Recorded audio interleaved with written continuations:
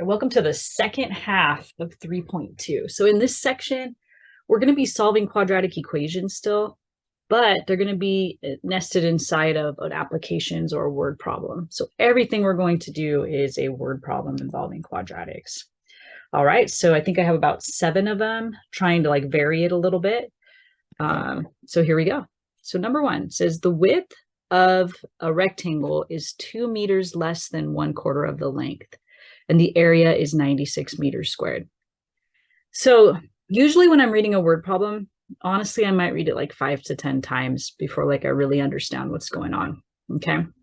Depending on the word problem, right? Sometimes I'll even dive into it for a long time and then have to reread it again and realize I kind of interpret it incorrectly. So that's totally normal, okay? I'm a, math professor, and that's my story, so I'm sure that that's pretty typical to just look at it and spend some time with it, kind of digest it, and even maybe possibly read it wrong or interpret it wrong the first go around, okay? So just know that you're investing some time. That way, when you are investing time, you don't feel bad, oh, I should be doing this more quickly. Nah, okay, these are very slow. Usually teacher knows that, so it's not like they're going to put 30 of these, I think on my homework, it's anywhere from 7 to 11, and that's it. There's only that. There's no other problems, okay? All right, so here we go. I noticed that there was a rectangle, so I'm going to draw one, and it mentions the length, the width, and the area. So right away in my mind, I'm thinking, I should probably figure out what the area of a rectangle formula is, right? Okay. So I'm going to go ahead and write that down. Now, if that's not in your mind, this is a pretty famous one that you're going to want to memorize, okay? But go ahead and Google it, but try to lock it in, right?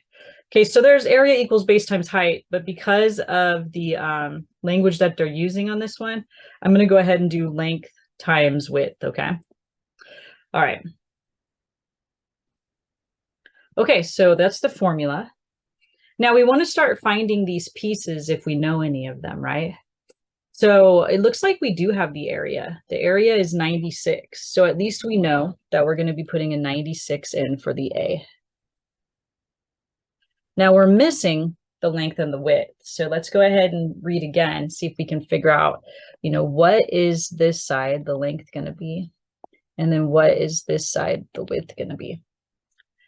Well, it kind of straight up tells us right here that the length x, because it says the length x, that means the length is x. So we're going to go ahead and put an x in here, okay? And now I'm going to look at that entire sentence where it says the width of a rectangle is blah, blah, blah. I'm going to type it out, but I'm going to type it out with, getting rid of the unnecessary words, because sometimes there's words in there that kind of, I think, clutter it up and make it harder to see what's going on. So we're going to take it from English to math. So I'm going to put the width is, notice I took of a rectangle, so that's not important. The width is 2 less than 1/4 the length. All right.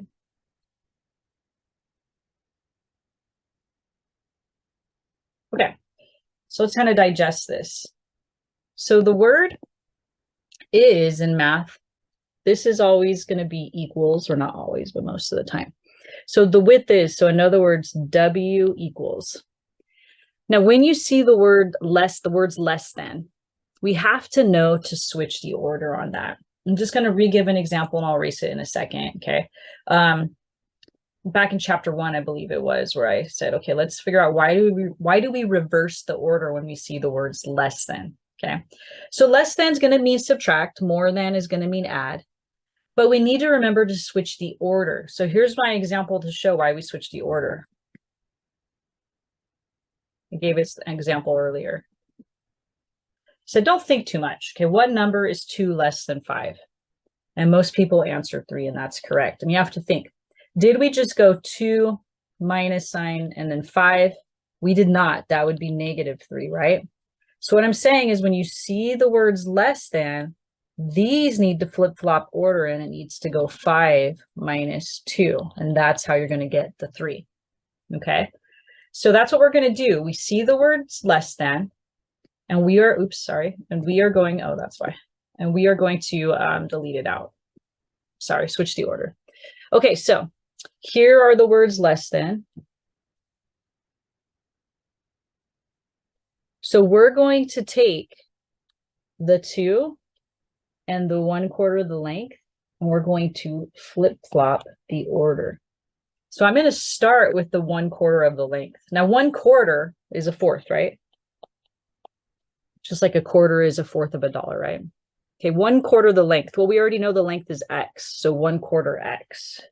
Then we said less than means minus, and then we'll put the 2. So we did the 1/4 of the length x first, and we put the 2 second, because when we see less than, we have to flip-flop the order. Okay. Cool. So now that we have the length and the width, we can go ahead and substitute them into our problem. The length is x, multiply it by w. There we go. And the hardest part to these word problems is coming up with the equation. So when you finally get it, just be like, oh, yes. Because now it's just letting all those algebra skills that you have, you know, take over. And the solving is something we're a little more comfortable with. This is really the hardest part. Okay, so I'm going to go ahead and distribute the x in. So x times x will get us x squared. And this will get us negative 2x. Now, you can keep it as fractions, that's fine, but most of my students don't like fractions. So if we go in and we multiply by a 4 to each term, right? That will eliminate the fractions. Okay, so we need to figure out what 4 times 96 is. 384. And we'll go ahead and cancel the 4s here, which just leaves us with 1x squared, or x squared. And 4 times 2 is 8, so we got 8x. Now, we talked about this in the last video. If you have an x squared and an x, then you need to get all of the terms on one side. So since there's an x squared and an x, okay, all terms on one side. Okay, so the easiest way to get that done, not the easiest, but we know we have to keep the squared term positive. So we're going to move this 384 over to the other side, so that way the x squared stays positive. So there's nothing here. And when we move the 384 over, it'll become negative since we subtracted it over. Now, most of the time, these end up being factorable. Not all the time, but most of the time. So let's go through that process. Plus, I want to show you how can you factor when the number's really large, okay? So what we're looking for is we are looking for factors of, so things that multiply to make 384 that add up to the middle number of 8. Now, 384 is a big number. So I would pull out my calculator and I would just start writing some numbers down. Maybe I'll do 384 divided by 2. Let me see, 384 divided by 2, I get 192. You know, one of them would have to be negative in order to have the product be negative. Now, those are not going to have a difference of 8. They're like way too far away, you know, and you might try 3. Let's see, 384 divided by 3, 128. Still too far away. So then I might jump to like a bigger number. Like, let's see, 384 divided by 12. I have 12 and 32. Those have a difference of 20. So they're still a little too far apart. So I got to go even bigger. Let's see, 384 divided by 14. It doesn't go in perfectly. 384 divided by 16. Okay, so I got 16 looks good because those do have a difference of 8. The only problem is I'm going to need the negative on the 24. So that way it adds up to -8. The bigger number needs the negative. Okay, so that's how you would do it. Honestly, if you have a calculator, just be like 384 divided by 2, 384 divided by 3, 384 divided by 4, until you hit the numbers, okay? All right. So then this is not an AC method problem because the leading coefficient is 1, right here. And so we can just go right to the parentheses. You could use the AC, but you're just giving yourself a little bit more work to do. When the leading coefficient is 1, you guys can just dive right into the parentheses. Okay, and then we use the principle of zero products to set each piece equal to zero, right? The principle of zero products says if we have two things that are multiplying to equal zero, then either one of them equals zero or the other one equals zero. So if we move the 24 over, it'll become positive. If we move the 16 over, it'll become negative. Now, normally we would box both these because normally we're just dealing with abstract number or dealing with numbers in an abstract setting. But here we have a word problem. If we trace back what X stands for, X is the length of this rectangle. Well, you would never get out measuring tape, measure this and be like, yep, negative 16 feet, right? You would just say 16 feet. Lengths can't be negative, distances can't be negative, time can't be negative. So we're going to go ahead and get rid of this extraneous solution of negative 16. And we'll just put a little comment there saying lengths cannot be negative.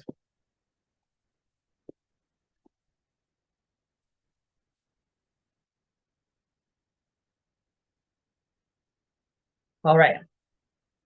So we end up with X equals 24. All right, so let's go and trace down some things. So that means that over here, we know that the length is 24, right?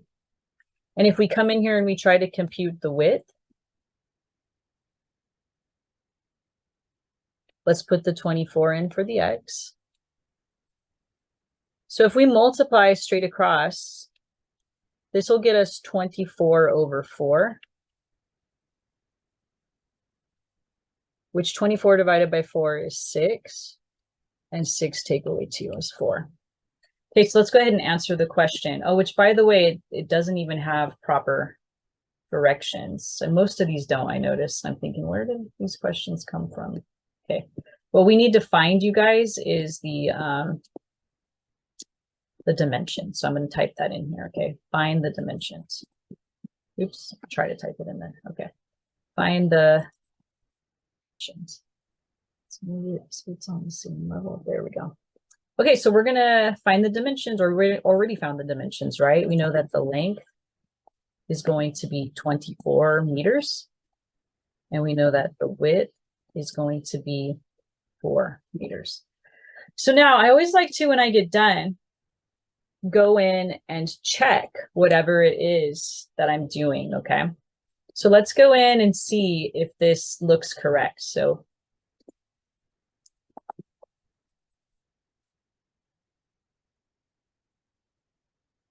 sometimes it's good to know how to check because maybe you have a multiple choice test and checking will let you get it without even having to solve. Just your common sense, right?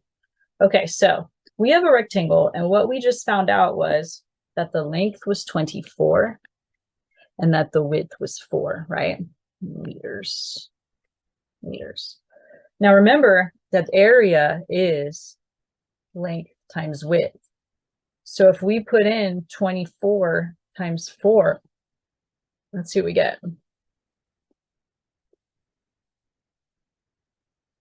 We got 96, right? So this is going to be 96 meters squared because we did m times m, right? That's an m. Sorry, it's an ugly m. And that's why we have meters squared. Plus you'd measure area with little square tiles, right? Little squares, okay? All right, so is that correct? Is that what we were supposed to get? We come back, it says right here, the area was 96 square meters.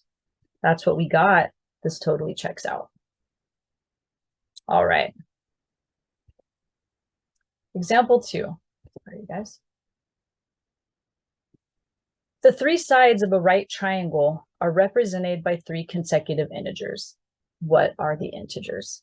So if you're like really good at trig or geometry, then maybe you remember the Pythagorean triple 3, 4, 5, and you could answer this instantly.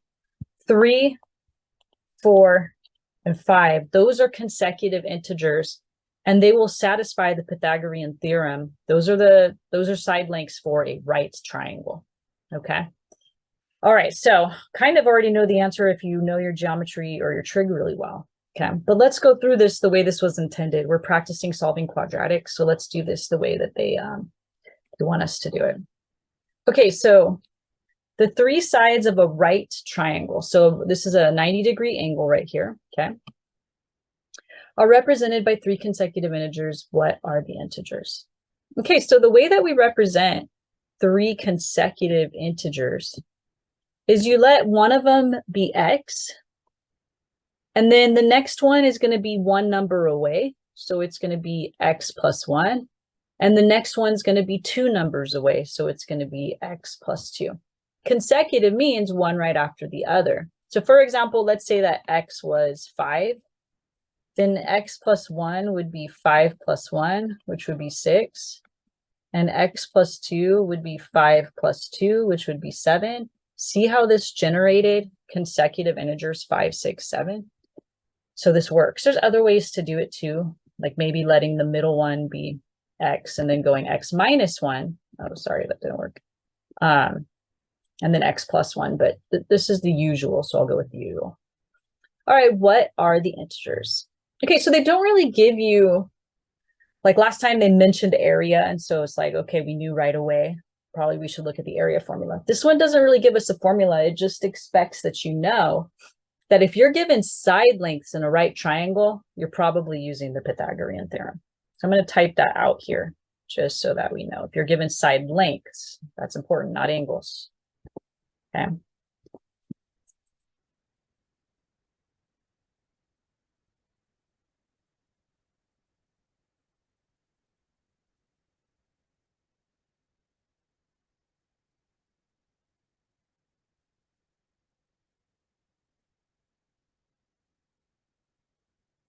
Okay. All right, so the Pythagorean theorem is the whole a squared plus b squared equals c squared. So let me write that one down.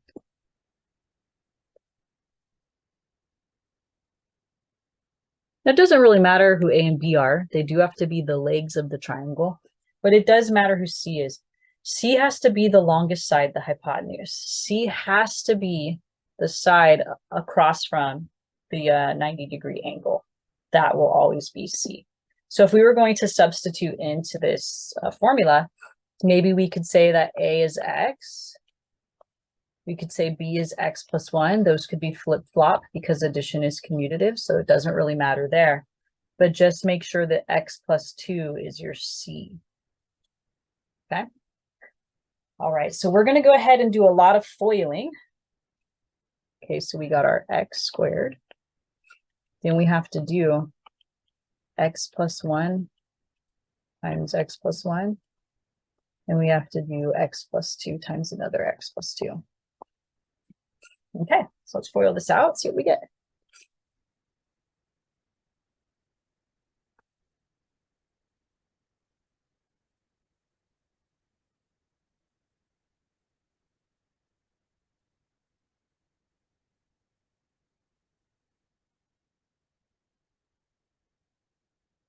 X times x, x times 2, 2 times x, 2 times 2. All right. And we'll combine like terms. So we have 2x squareds. We have 2x and 1. 2x plus 2x, we have 4x. Now, since we have an x squared and an x, we've got to get all of the terms on one side, right?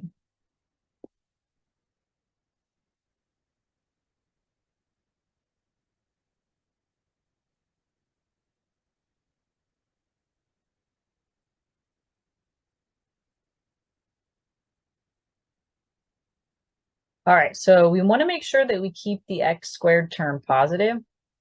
So I don't want to do this because right here, what I'm creating for myself is a negative. So instead of moving all the terms over to the right, we're going to move all the terms over to the left. So I'm going to take away x squared, take away 4x, and take away 4, and do the same thing to the other side. Whatever you do to one side, you got to do to the other side. Okay, so 2x squared minus 1x squared is 1x squared. 2x minus 4x is negative 2x, and 1 minus 4 is negative 3, and then there'd be nothing here. Now this one's going to be pretty easy compared to the last one. I said always try factoring first on these word problems because I notice they tend to make them factorable. So what multiplies to make negative 3 and adds to make negative 2? I'm thinking negative 3 times 1. Negative 3 times 1 is negative 3, and negative 3 plus 1 is negative 2. We found it. All right, so we can go straight to the parentheses. This is not necessarily an AC problem. When the leading coefficient is 1, we can just go right to the parentheses. All right, using the principle of zero products to set each piece equal to 0.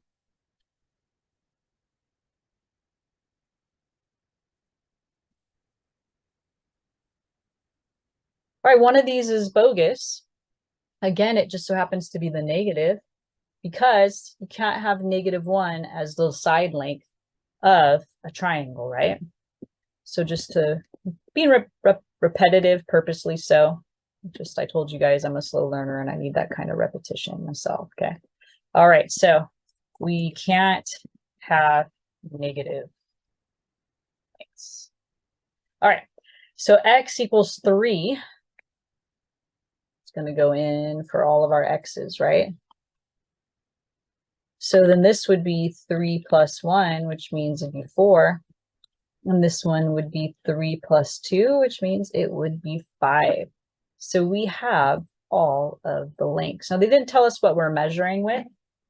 So we're just going to go ahead and say the side lengths would be 3, 4, and 5. And we'll just say units because we don't know what the units are. Okay.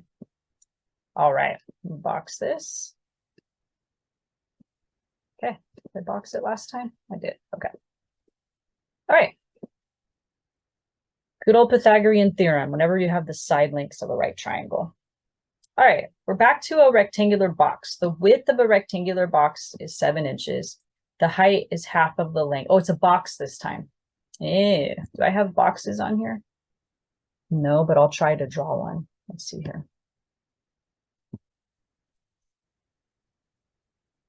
I don't even know. This would be in the background, so it should be dotted. But I think you guys will get the gist, okay?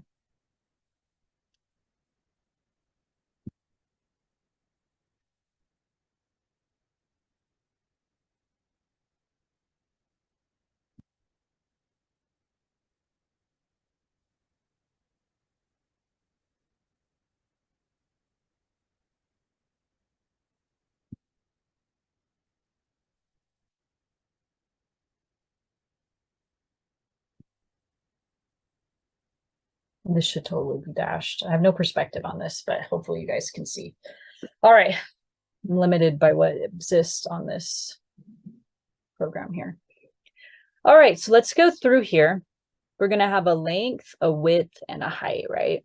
And it doesn't really matter who you call the length and who you call the width, guys. Just don't be tripped up, or even the height, really, because you could flip the box on its side and right, and then everything would change positions anyways, but it'd still be the same box.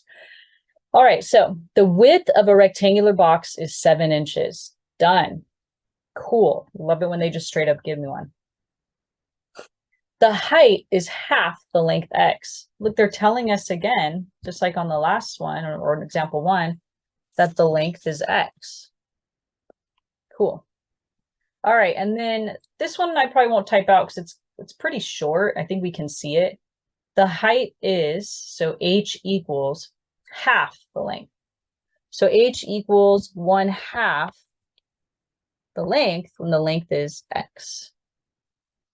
All right, now it mentions the volume.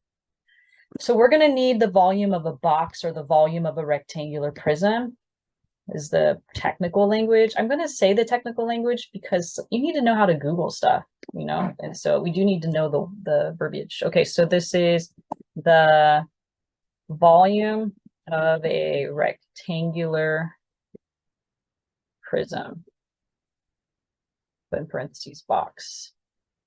Maybe some of you know it. It's used a lot. So this is another one I would try to lock in. Volume equals length times width times height. All right. So that's the formula that we are going to be using for this problem. We'll just see, okay.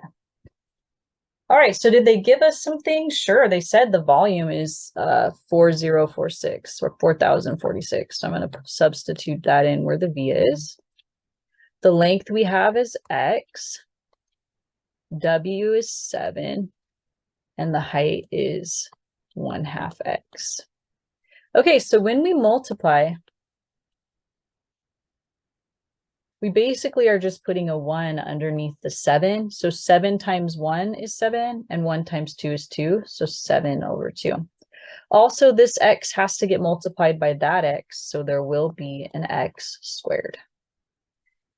All right, now if you want to get rid of the fractions like the first example, then we would have to multiply by a 2 to eliminate the fractions. So 2 times 4046, let's see here. 8092, okay? And then the 2's will just cancel right here, leaving us with just 7x squared.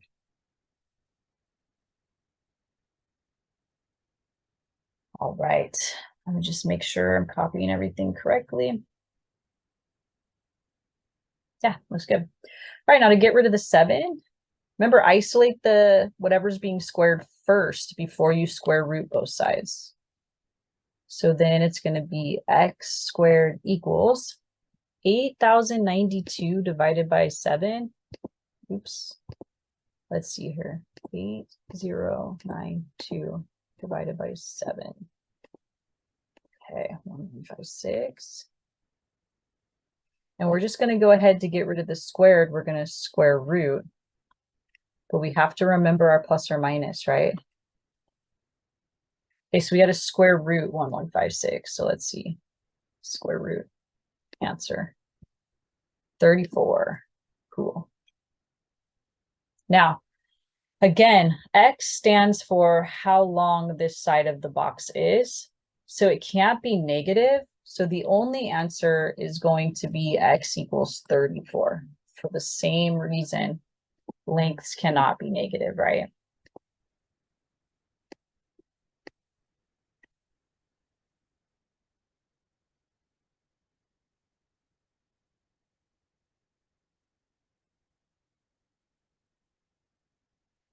Okay.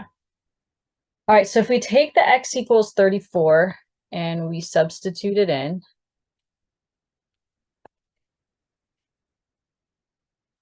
okay, then that means that this one would be half of 34, which is 17.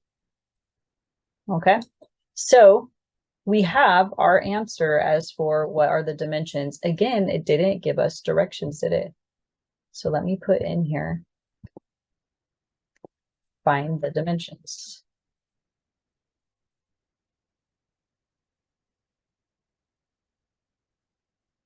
Okay, so we're going to go ahead and answer that. Let's put a text box here. The length is 34. The width is, it was already 7. We already knew that. And the height is 34. We should probably be putting inches on these, huh?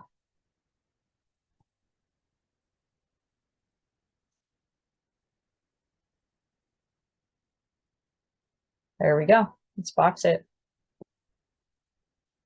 We'll all get there eventually, you guys. Okay. All right, now, I haven't been checking. I don't know why. On the last one, I did not. But let's go back and check on this one, okay? So we can probably fit it on this screen, actually. So this is going to be our check, right? If we have a box that's 7 by 34 by 17, we want the volume, which means we need to multiply all of these by each other. 7, 34, and 17. 7 times 34 times 17. 4046. 4046. Perfect. That checks out because that's what we said that the volume was. Nice. All right. Example 4. Write an equation representing the fact that the sum of the squares of two consecutive integers is 113. Solve the equation to find the two integers. Okay. All right. So let's see here. First of all, I see the sum of squares. So I'm just going to write that out. Oops, try that again. These are the words that I'm really looking at to get this thing started. So because it's the sum of squares, sum means add, right? So I'm going to put a plus sign, and squares means that whatever I have is going to be raised to the second power. That's squaring something. So this shows the sum of squares. Write an equation representing the fact that the sum of the squares of two consecutive integers, right? Well, we just talked about two or consecutive integers on this problem right here. We said let the first one be x, let the next one be x plus 1, let the next one be x plus 2, and then x plus 3, etc. But we only have 2 this time. So the first one we'll call x, and then the second consecutive integer we'll call x plus 1. And then is, we said, means equals 113. Okay. Sum of squares. So add two things that you're squaring. And then they're consecutive numbers. So x plus 1. And we know it is 113. Okay, so we just got to solve this. So we got x squared. We could take away the parentheses. They're not important there. Here, we're going to FOIL.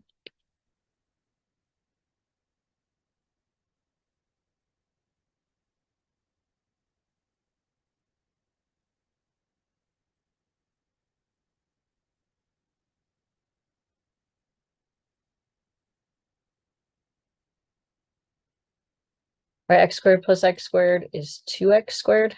1x plus 1x is 2x. We have to get everybody on one side because there's an x squared and an x. So we'll just take that 113 and move it over.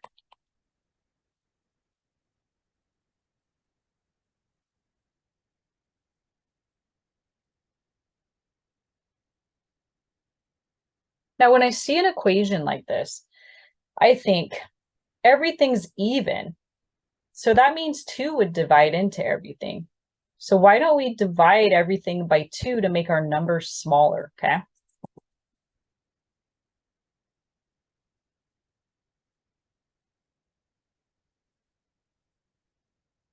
Smaller numbers are easier to deal with. Plus, dividing by 2 serves an added bonus of taking us from an AC problem to one where we just have to find the factors. We don't have to use the AC method. There's no the leading coefficient's 1 now. So this should be easier to factor. Okay, so I'm going to bring this up here. All right, so we're looking for factors of things that multiply to make negative 56 that add to make 1. You know your times tables pretty well, you know 7 and 8. And it looks like it needs to go on the 7 because it's the sum is positive. So it means the smaller number gets the negative. So we can go right to the parentheses. It's going to be a negative 7 and a positive 8. Using the principle of zero products, we're going to set each piece equal to 0. You multiply two numbers and get 0, then either one 0 or the other 0.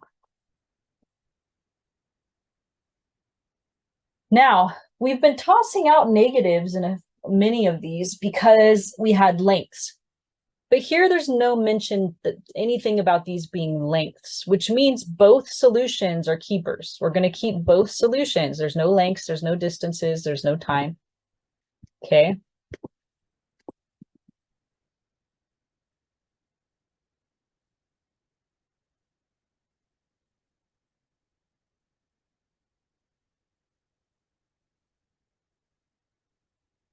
Okay.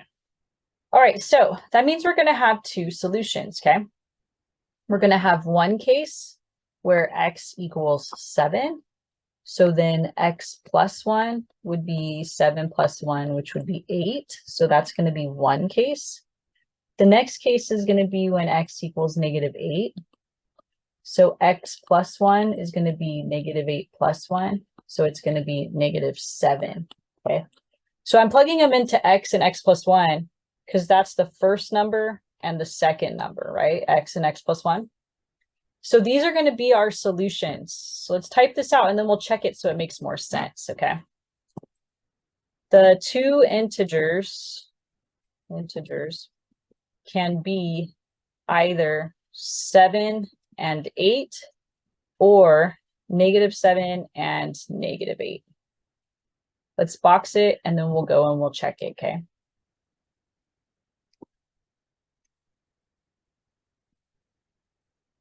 Now remember, it said the sum of the squares, right? The sum of the squares is 113.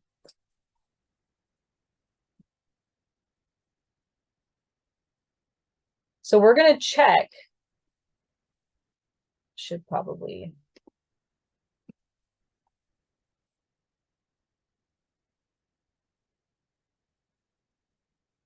Okay, so sum of the squares. So we said 7 and 8 would work. Okay, 7 squared, sum, so plus. 8 squared, is that 113? Question mark. Well, 7 times 7 is 49. 8 times 8 is 64. If you add together 49 and 64, let's go do it here so you can see. 49 plus 64 gets you 113. Now let's go check the second case where we said -8 and -7, right? Well, what happens when you square a negative? It's going to become a positive, right? -8 times -8, a negative times a negative is a positive. -7 times -7, we're going to get the exact same math. So you can see why we needed both the positive 7 and 8 and the -7 and 8. This is making sense. So a big mistake I see students make is they just toss out the negative solution on that one because they're like, oh, we've been getting rid of negatives, but you don't want to lose the negative solution on that one. There's no lengths, there's no distances, there's no time, okay? All right. I'm reading through and I see the mentioning of a right triangle again. So let me go and get, or let me go and draw a right triangle, okay? It also mentions a shorter leg and a longer leg. So I drew it so that it wasn't isosceles, right? Okay. Let me make sure that I mark the fact that it is a right triangle. Now let's do some language talk and make sure that everybody knows, what the parts of a triangle are called. These, the two that make the 90-degree angle, those are legs. Then the longest side is called the hypotenuse, okay? So the two that make the 90 are the legs. So when we say the longer leg, I don't want you guys to think it's the longest side. The longer leg would actually be this one right here, okay? Okay, so I'm going to just redraw that triangle now. Kind of, sort of, best attempt at redrawing it. And now let's go in and digest the problem, okay? The length of the longer leg of a right triangle is 8 feet longer than the length of the shorter leg, x. Ooh, this is what I like to see. They said the shorter leg is x. I'm just going to go ahead and put an x right here then. The hypotenuse is 8 feet shorter than twice the length of the shorter leg. Find the length of all three sides. All right. Let me go in here and highlight this guy. The longer leg is, I'm going to just take out all of these, right? And say the longer leg is, just cross that off. The longer leg is 8 feet longer than the shorter. You know what? Maybe I'll do this. I think this requires us digesting this. Let me type it out with all the unnecessary words removed so we can digest this.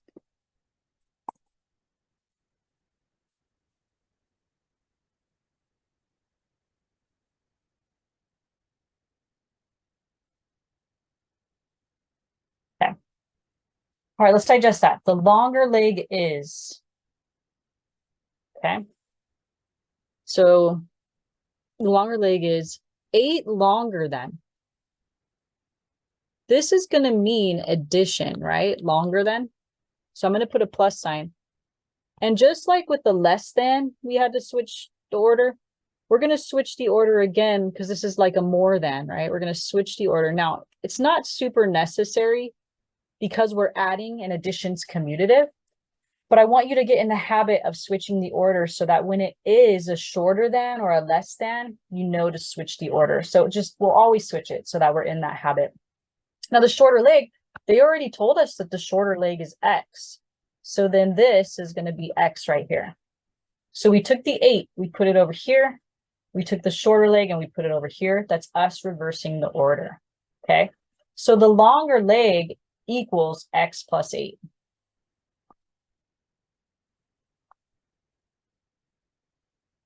All right, now let's go ahead and digest the sentence at the bottom. Again, I'm going to remove all of the unnecessary words, basically like adjectives and things that aren't important. The hypotenuse is, hypotenuse is 8 shorter than twice the shorter leg. All right, let's digest that. Okay, so what's the hypotenuse? It's 8 shorter. So that tells me that there's going to be some subtraction going on, right? Since it's shorter. It's 8 shorter than twice the shorter leg. Well, we know the shorter leg is X. Now, this shorter than, again, is going to mean that we need to switch the order. If you think about it, if I'm, let's say I don't know, I weigh 2 pounds. Oh, I want to use shorter, so I got to use height. Let's say that my son is 2 feet shorter than me. Okay, my son is 2 feet shorter than me. Would I do my son's height minus my height? Or would I do my height minus my son's? Maybe this would be better typed out. My son is 2 feet shorter than me. Okay. I'm not going to go my son's height minus my height. I'll just put son minus me. Because let's say my son's 3 feet and I'm 5 feet. That's going to get me a negative. I would do my height minus my son's, right? So my height would go first, the 5 feet, and my son's height of 2 would go, oh, why am I putting 3s here, you guys? No, that's right. Yeah, 3. Okay. And then my son's height would go here. And that is how I would get the 2, right? That shows him being 2 feet shorter than me. So this is another one of those switch the orders. Okay. So we're going to switch the order. This one's like that. Cool. All right. So twice the shorter leg. Well, the shorter leg's X. So twice X would mean 2X. And then the 8 will come into play. Got to switch the order on the shorter than or the less than.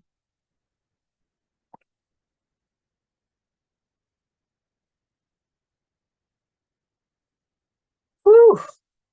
That was a lot of just setting up.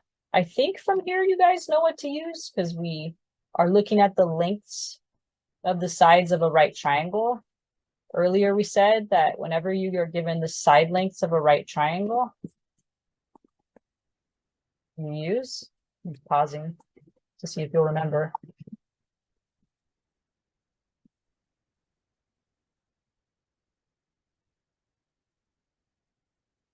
Hopefully you were thinking Pythagorean Theorem. Okay. All right, so a squared plus b squared equals c squared. Remember we said a and b just have to be the legs. It doesn't matter the order, but make sure c is the 2x minus 8, the hypotenuse. All right, so let's substitute into this. So a squared will be x squared plus b squared. We'll just say that's x plus 8. You could flip-flop those and it won't matter. But make sure c is 2x minus 8. Okay, so we've got some math to do. So let me shift this up. Make sure we have the room here. All right, x squared plus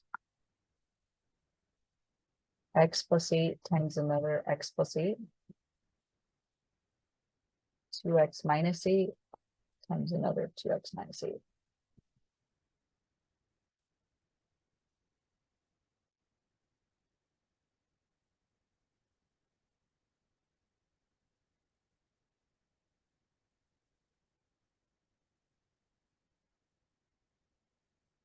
X times 2x is 4x squared. Negative 16x. Another negative 16x. And a positive 64. All right, we have 2x squared. A plus 8 is 16x.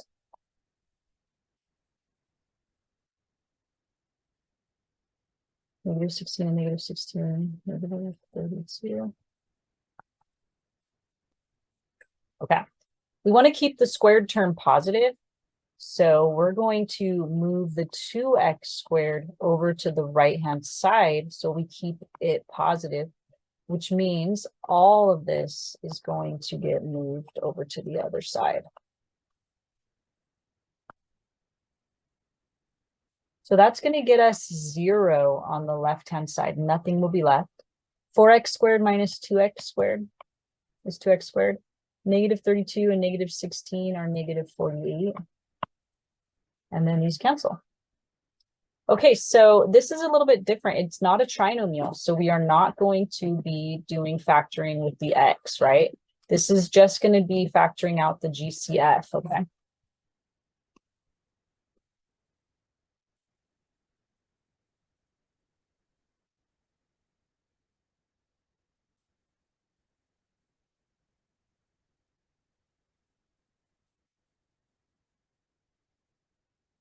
The greatest common factor. All right, so the greatest common factor, looks like 2 goes in and x goes in. So we're going to factor out a 2x. 48 divided by 2 is 24. And then we'll use the zero product property. This multiplied by this equals 0. So either the first one equals 0 or the second one equals 0. So if we divide by 2, we get x equals 0. And if we move the 24 over, we get 24. Now, let's bring back the fact that this is inside a word problem. We cannot have one of those solutions, right? Let's think about which one. We can't have x equals 0 because then we wouldn't even have a triangle, right? If this side length were 0, then we wouldn't have a triangle. So we're going to go ahead and cancel out that one, which means x equals 24 is going to be our only solution that we're going to keep, okay? So we'll put a little note to ourselves. The length of the side of a triangle cannot be 0, right?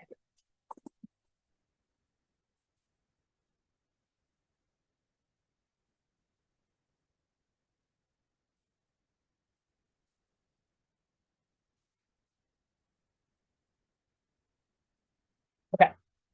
All right, so it looks like it's just going to be 24. So let's substitute the 24 in. Sorry, guys. Substitute the 24 in to each one of these. So if x is 24, then 24 plus 8 is 32. And 2 times 24 minus 8 would be 48 minus 8, which would be 40. Okay, so it looks like we have all 3 of our sides, okay? So the side lengths would be 24, 32, and 40.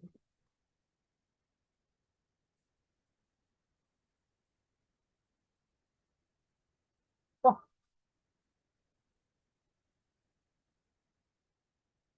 So let's check and see here. Is the longer leg 8 more than the shorter leg? Yeah, 32 is 8 more than 24. Okay. The hypotenuse is 8 less than twice the shorter. So if we did twice the shorter, that'd be 48.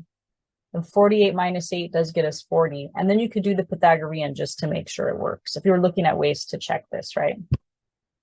Okay. I love it when they give me the equation. Man, we've been working so hard for the setups and they gave us the setup.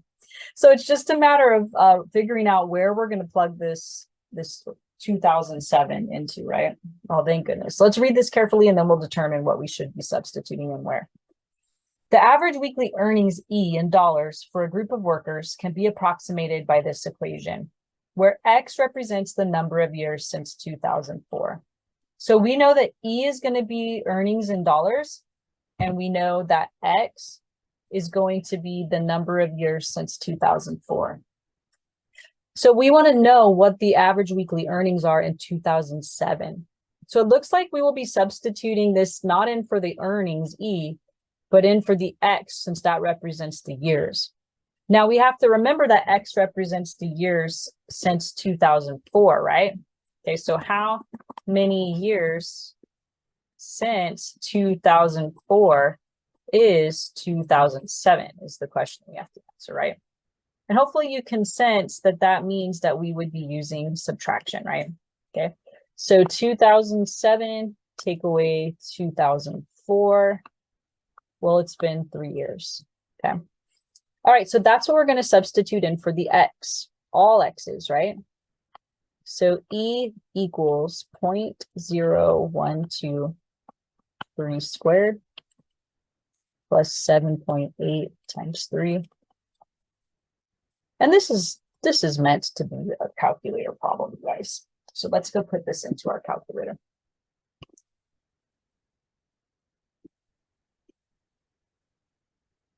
Point 12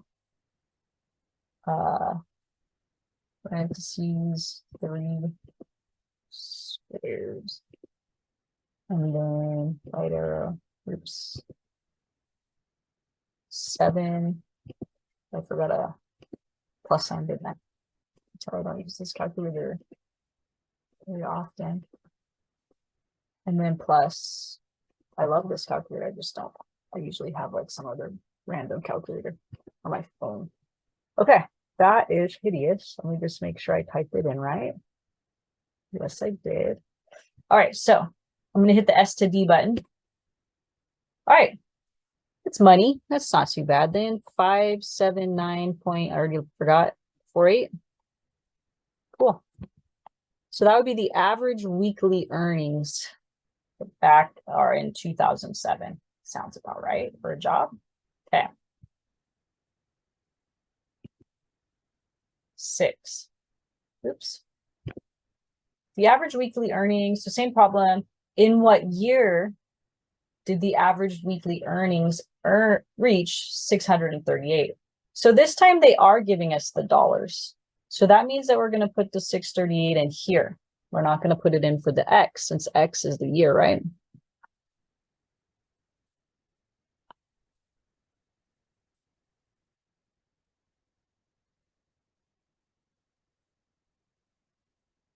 All right, so we got to get everything on one side. So we've got to take away the 638. So that way everybody's on one side.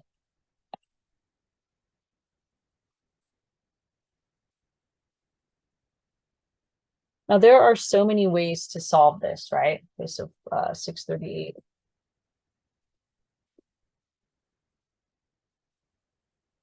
And 3. Okay. There's so many ways to solve this, but probably because it's decimals, we could move it and everything, but let's just use the quadratic because we haven't yet. We need to practice it, right? So the quadratic X equals negative B plus or minus the square root of B squared take away 4AC all over 2A. Okay. All right, so we got A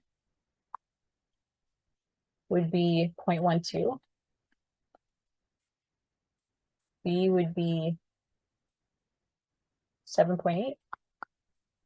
And C would be negative 83. So we just got to substitute those in.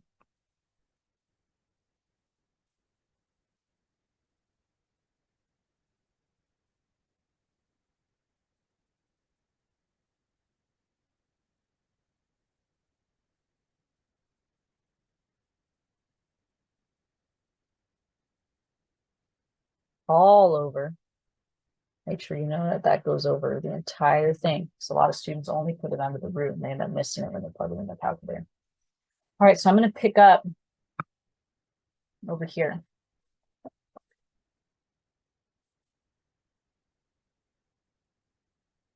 So I'm just going to go to my calculator and have it do all this. All right. So we've got 7.8 squared minus 4 times 0.12 times negative.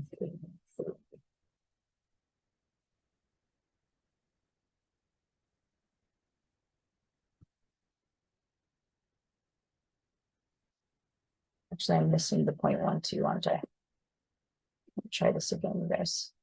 All right, 7.8 squared minus 4 times 0.12. Now the 2's there. Times negative. There it is. 100.68 over 0.24. Now, there's a plus case and a minus case, and one of them is going to be bogus, okay? Maybe you can see it because you're good with your signs and stuff.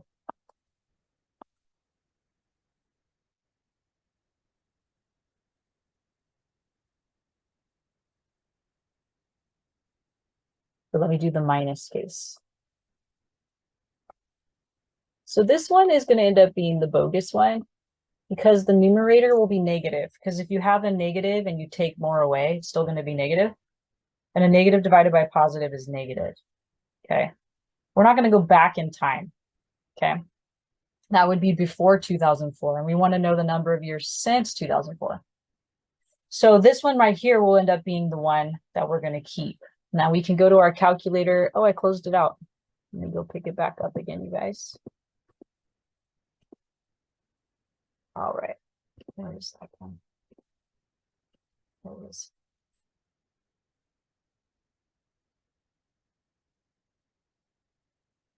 Okay, he's back up. Okay, so let me do the plus case. So I'm going to make a fraction. Negative 7.8 plus the square root of 100.68. And then down arrow 0.24.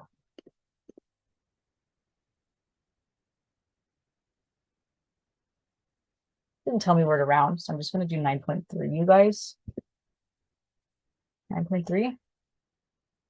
Okay. All right, then let's go to the other one. On the other one, I wonder if there's a way to just get the same thing.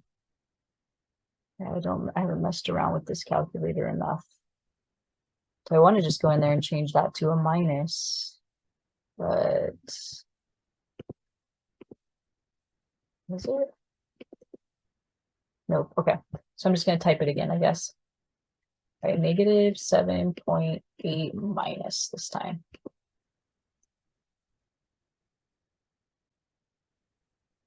Um, 0.24.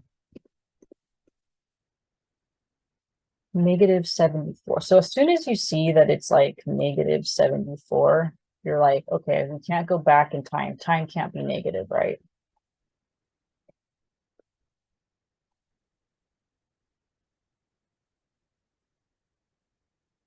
Okay. All right, so 9.3, but now the directions say in what year? So if it's been 9.3 years, right? The way that I'm interpreting that, let's see, 2004 plus 9, that'd be 2013, right?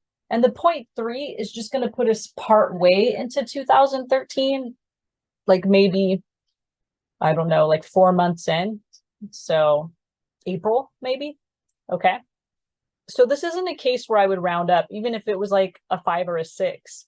The year is still 2013. I'm just halfway through 2013. I wouldn't round up and say it's 2014. Okay. So we're going to go ahead and say that sorry, you guys, 2004 plus 9.3 would put us at 2013.3. And the claim is that that's still going to be 2013, even though there's the point whatever. Okay. So the year would be 2013, partway in, right? But still 2013.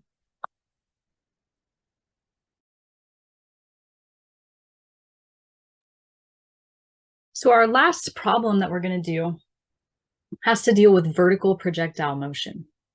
Okay, so this is something that we do in calculus, and I'm sure in a physics class as well. So when we say vertical projectile motion, this is very specific. This is only used for this kind, this is only used for this kind of movement, up and down or anywhere along that path. Maybe just it starts up here and it just goes down, but it has to be moving vertically, okay? It can't be something like this where it's launched at some sort of angle with the ground, okay? This has to be straight up and down vertical motion, okay? So I'm going to go ahead and type that up here just to make it really clear that this is vertical projectile motion.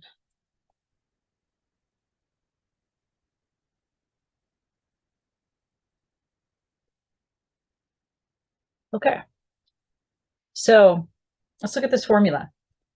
So in this formula, let's talk about what each of these things have to deal with. So S is going to be, or S of t, it just depends on how they write it.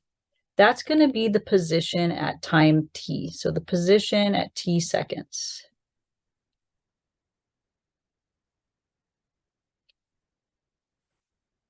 All right, and then G is going to be the gravity, the acceleration from gravity for whatever planet or moon or whatever thing that you're on. So we'll talk about the gravity acceleration constants in a second. The acceleration constant from gravity.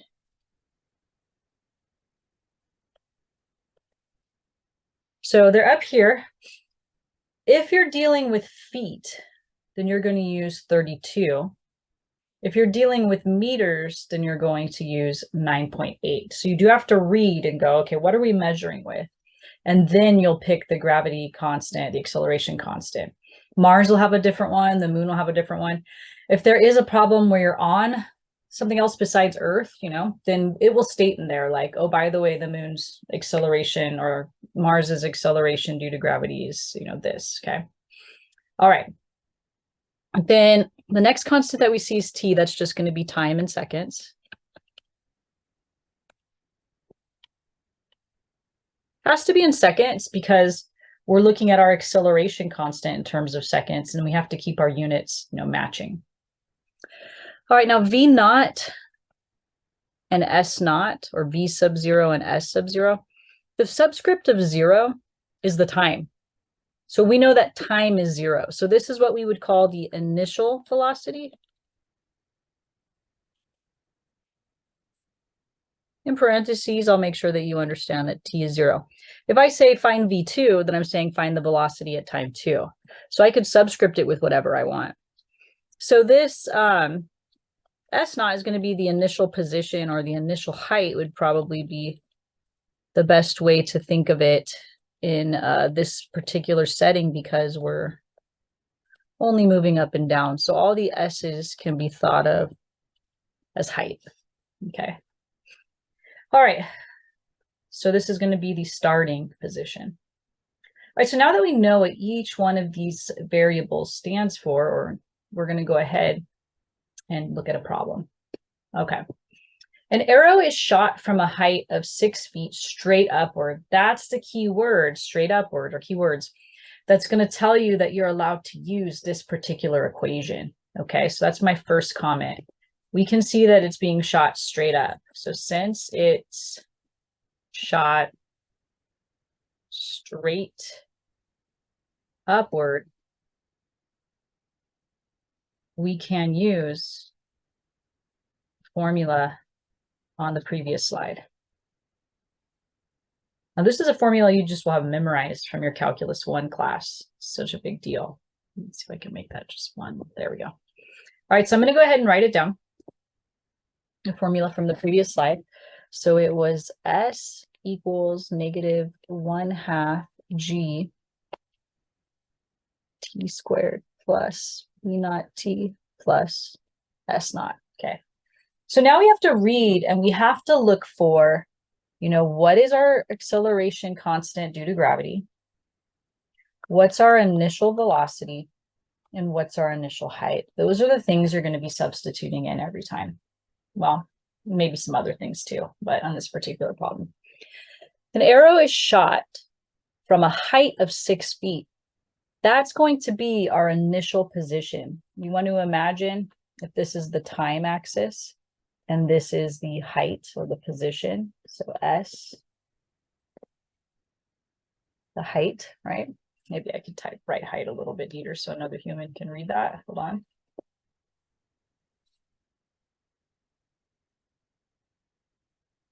Okay. All right. Well, we're starting at 6 feet.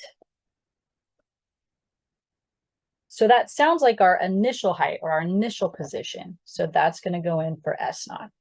Okay. All right. Now, by the way, because there's a negative out front, that negative is from gravity pulling down. That's why it's negative. We're going to try to shoot this thing up, but gravity is going to pull it back down to the ground. Now, this is really a downward facing parabola, right? Because it is a t squared. We said if the highest exponent's 2, it's a parabola. The negative will mean it faces downward.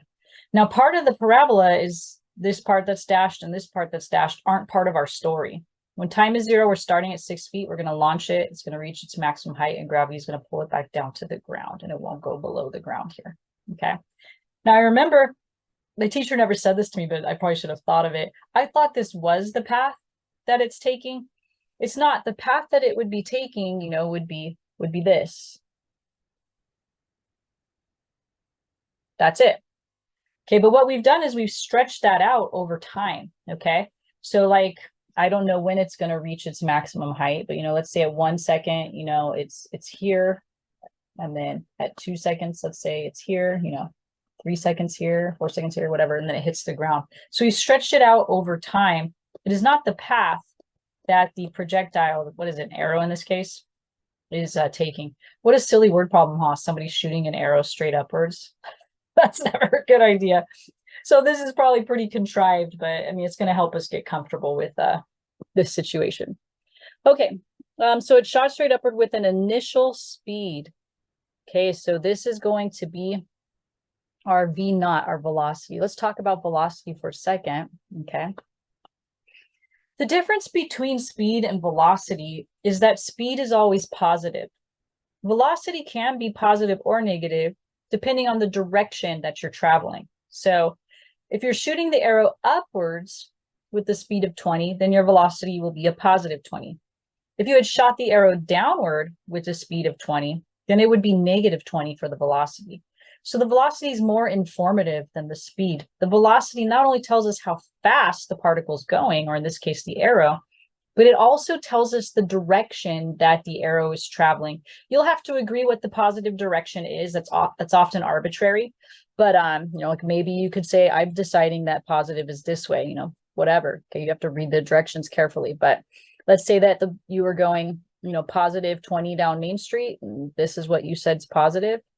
But if you were going negative 20 down Main Street, then that means you were going 20 miles per hour, but you were going this way. So the velocity can be signed. It can be positive or negative. Speed will never be negative. Your whole life, you've never said, hey, I was going negative 20 down Main Street, right? Okay, but the velocity can be. All right, the keywords that we need to look for to determine our gravity, our acceleration constant due to gravity, as you can see, we're measuring in feet here. You can see we're measuring in feet here. So we're going to go pick the 32 from the previous slide, because that's the one you use if you're measuring with feet, and this is the one you'll use if you're measuring with meters. You'll understand why the half is out front when you get into calculus. Has to do with derivatives and antiderivatives and stuff, why this half pole is out here. All right, so we know that we're going to be using 32 for our acceleration due to gravity.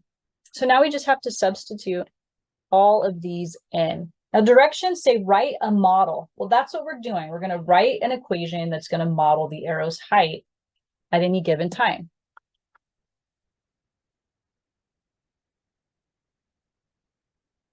So we're going to leave t as t. The user can plug in the time that they want to find the height. So leave t as t, but everything else should be filled in and cleaned up. You do not want to give the user something unfriendly to use. You have to give them the cleanest version so it's easy for them to use. So half of 32 is 16.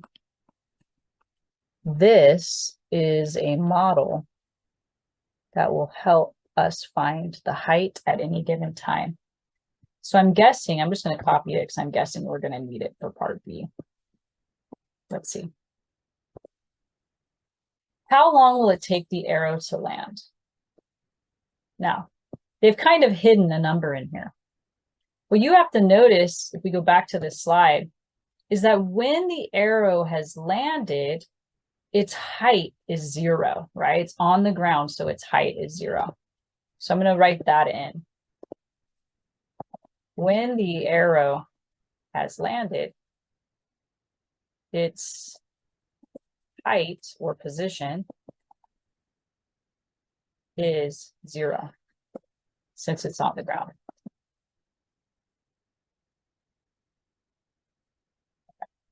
All right, so that means that we're going to substitute in 0 for s. Okay. Notice it says how long, so we don't know the time. So we're going to be solving for t, but we do know that the s is going to be 0. The height, the position is going to be 0.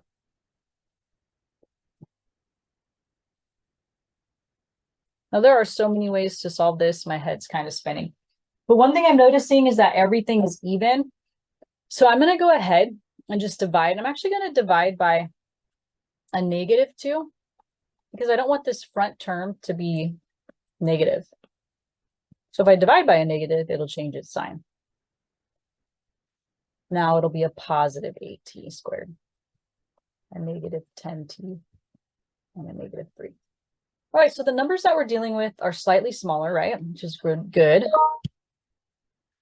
Okay, so let's see here. So we could use the AC method, and we could use the quadratic formula. It really doesn't matter, okay? If we were going to use the AC, A times C would be -24. So we're looking for things that multiply to make -24 and add to make -10. What would that be? -12 and 2? Let's see. -12 times 2 is -24. -12 plus 2 is -10. Yeah, looks like those are going to be the winners. We haven't done this one in a while. That's why I chose this method. We used the quadratic formula on the last one, so I'm kind of trying to give us practice of everything. Sorry, guys. All right, so 8t squared minus 12t plus 2t minus 3. So this matches, and this matches. All we're doing is taking this -10t and re-expressing it in terms of -12t plus 2t. So essentially what you're doing is you are taking these two numbers and putting t's behind them. All right, now we're going to do factoring by grouping. We're going to split it down the middle, and we're going to factor out the GCF. So the GCF, the greatest common factor here would be 4 and a t. So 4 goes into 8 2 times, and 4 goes into 12 3 times. We have to bring down the plus sign. Whatever's here, you have to keep it. And nothing goes into them, but you have to take something out. So we're going to take out a 1. You always have to take something out, okay? All right, so we got 2t minus 3 twice. That is a great sign, you guys, that we did this right. So we have 2t minus 3, and then the leftovers are 4t plus 1. So after we factor out the 2t minus 3, we have 4t plus 1 left. All right, using the principle of zero products, we're going to go ahead and set each piece equal to 0. Sorry, guys, I'm having left-handed issues here where I touch the edge of my computer. All right, so let's see here. 2t minus 3 equals 0. And 4t plus 1 equals 0. So we'll move the 3 over, and then we'll divide by 2.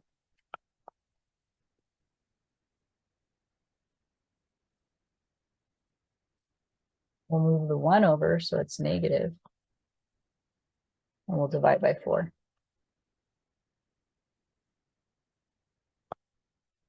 Now, we do have a bogus answer here. We go back to our picture, right? Maybe I'll just redraw it here. This is the time axis.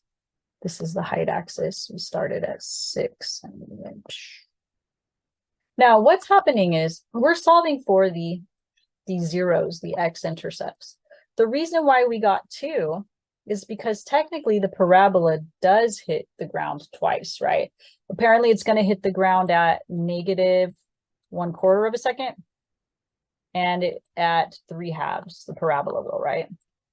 Now this is a bogus one because this is when time starts, right? We're standing up here 6 feet high, or a guy probably just shot it, right, standing. And then it landed over here at 1.5 seconds, 1.5 seconds, right? Yeah. This one would be going back in time, and it doesn't make sense in the context of our problem. Okay, so we're going to cross off the negative 1/4, and we're only going to use the 3/2. So how long will it take the arrow to land? It'll take it 1.5 seconds or 1.5 seconds.